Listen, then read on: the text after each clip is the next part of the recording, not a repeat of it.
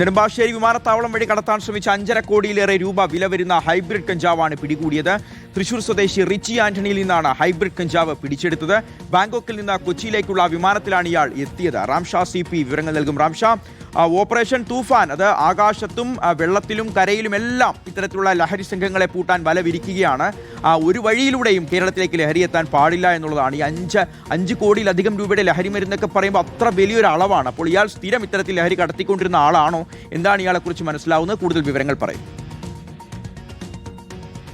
കൊച്ചി നെടുമ്പാശ്ശേരി അന്താരാഷ്ട്ര വിമാനത്താവളത്തിലൂടെ കടത്താൻ ശ്രമിച്ച 5.88 കോടി രൂപ വില വരുന്ന ഹൈബ്രിഡ് കഞ്ചാവാണ് ഇന്ന് കസ്റ്റംസ് പിടിച്ചെടുത്തത്.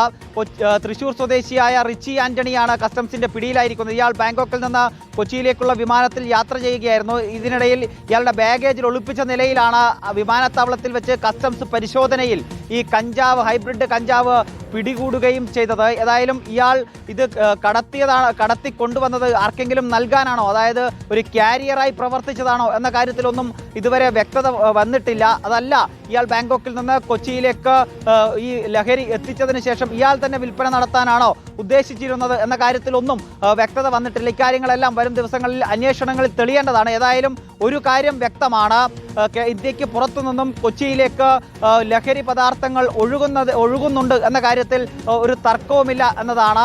അതായത് കഴിഞ്ഞ ദിവസമാണ് കൊച്ചിയിൽ വെച്ച് ഹൈബ്രിഡ് കഞ്ചാവ് 17 കോടി രൂപ വില വരുന്ന ഹൈബ്രിഡ് കഞ്ചാവ് പിടികൂടുന്ന സാഹചര്യമുണ്ടായത്. ഇപ്പോൾ 5.88 കോടി രൂപ വില വരുന്ന ഹൈബ്രിഡ് കഞ്ചാവ് ബാങ്കോക്കിൽ നിന്ന് കൊച്ചിയിലേക്ക് കടത്തുന്നതിനിടയിൽ വിമാനത്താവളത്തിൽ വെച്ച് പിടിയിലാവുന്നു. ഏതായാലും ഒരു കാര്യം ഉറപ്പാണ്, കൊച്ചിയെ കേന്ദ്രീകരിച്ച് വലിയൊരു ലഹരി സംഘം പ്രവർത്തിക്കുന്നുണ്ട് എന്നതാണ്. ഉറപ്പായും റാംഷാ, അതായത് 5.88 കോടി രൂപയുടെ ലഹരിയാണ് പിടികൂടുന്നത്. ഇതാണെങ്കിലും ഈ കോടിക്കണക്കിന് രൂപയുടെ ഹൈബ്രിഡ് കഞ്ചാവും മറ്റ് രാസലഹരിയും എല്ലാം കേരളത്തിലേക്ക് കടത്തുമ്പോൾ അതിൽ 1-2 പേരുടെ പങ്കല്ല ഉണ്ടാവുക. ഉറപ്പായും അതിന് പിന്നിൽ വലിയൊരു സംഘം തന്നെ പ്രവർത്തിക്കുന്നുണ്ടാവും. ഈ ഉറവിടത്തിലേക്ക് കൂടി അന്വേഷണം പോവട്ടെ.